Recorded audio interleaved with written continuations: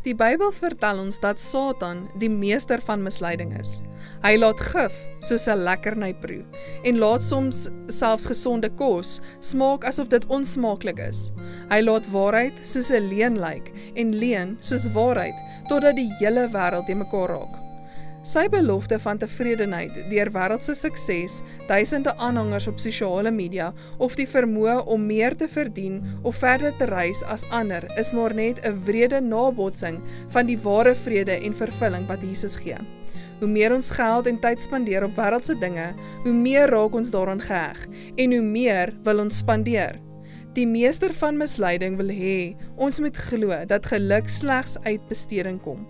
Maar Jesus wys vir ons 'n ander pad. Dit is meer geseënd om te gee as om te ontvang.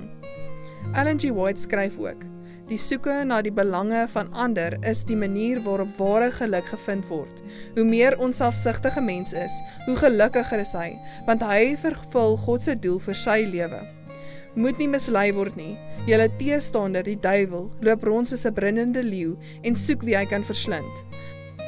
Maar God nooi ons om ware vervulling by hom te vind, die soort wat net hy kan gee. Terwyl ons tiendes en belofte offergawes teruggee, laat ons begeertes laaste stel en God eerste.